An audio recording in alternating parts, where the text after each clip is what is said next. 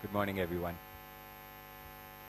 So, as the eminent panelists have just been talking about the broader energy industry, I'll kind of pick up from that strain, and I share a lot of thoughts around what are being what points have just been talked about, particularly around how the SDGs are not just a set of guidelines, but is actually a tool and intended as a tool for industries, for governments, for policymakers to be able to effectively achieve the goals that at a global level we aspire to. So I'll just talk about some of the points which Mr. Chaturvedi was just touching upon, that the SDGs, of course, the obvious SDGs related to energy are SDG 7, which is talking about access to energy and broadly the energy space. And then there is SDG 13, which talks about climate change. These two SDGs are immediately related to the energy sector, and a lot of the conversation around SDG and energy concentrates on these particular SDGs.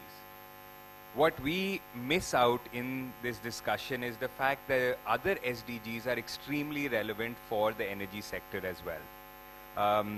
As Sir was just talking about, the SDG 6, which is on water and sanitation, is a crucial part of what the energy sector is already facing and will continue to face in the future. Whether it is renewables, solar panels that require cleaning, CSP that requires water for cleaning as well as for thermic fluid, whether it is thermal power plants which require massive quantities of water for cooling towers and are increasingly trying to find alternatives to this. So the SDGs need to be looked at from each industry's own perspective. SDG 6 is about water, but if we talk about any of the other SDGs, say an SDG 9, which talks about access to resilient infrastructure. Now the energy sector, as Sir was just talking about, has massive infrastructure that has been invested in, a lot of it which is in dire need of refurbishment and in certain cases complete scrapping and rebuilding. Now access to resilient infrastructure has to be looked at from the perspective of not just the energy sector, but how is this infrastructure going to be developed and how will it contribute towards the country's overall growth and in fact a sustainable growth.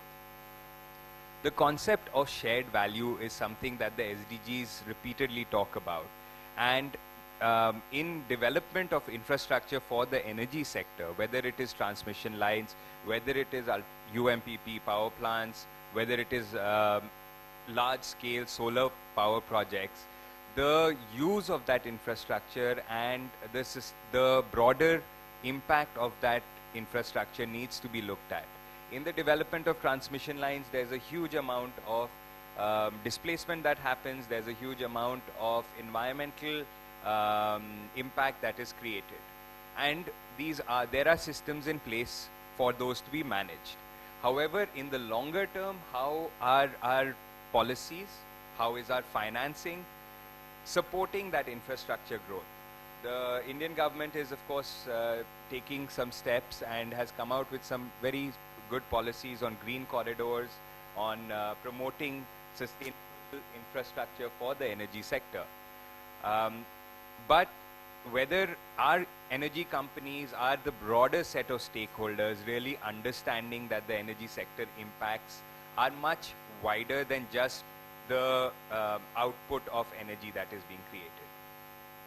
One example that comes to mind is immediately about poverty, SDG 1, and the reduction of poverty. There's a huge lack of skilled manpower to maintain the infrastructure that India is requiring and will continue to require as it grows. This is inherently linked with skill development in the country, which can lead to meeting the sub-goals of SDG 1.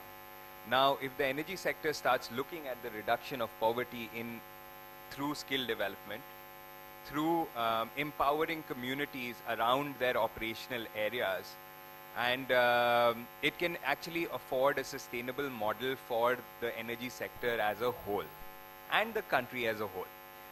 SDG 1 is talking about poverty, but if we look at it in a broader sense, it's talking about sustainable livelihoods as well. And with the National Skill Development Mission, there is a huge potential to support the energy sector as well as to develop the local stakeholders around the plants. And a tremendous opportunity has come about through the New Companies Act, which has mandated CSR spend. But there's a lack of strategic views being taken on CSR. We find this very often that a lot of companies, stakeholders, do not view the CSR through a strategic lens, but they view it through the lens of appeasement, which is charity, which is not a sustainable solution. By doing piecemeal activities, this whole huge amount of spend, and the latest figures show that this is upwards of 20,000 crores in spend that companies will be doing, is a tremendous opportunity to build a sustainable infrastructure around the energy industry, and is an opportunity that has not been capitalized right now.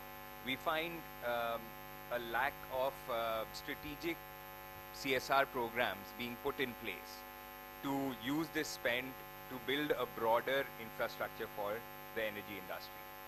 So I would like to conclude on that point, because I feel that the industry as a whole and the broader set of stakeholders has not looked at the SDGs with the sense of a tool that can be used to optimize their own infrastructure and environment and continue on a sustainable growth path. Thank you very much.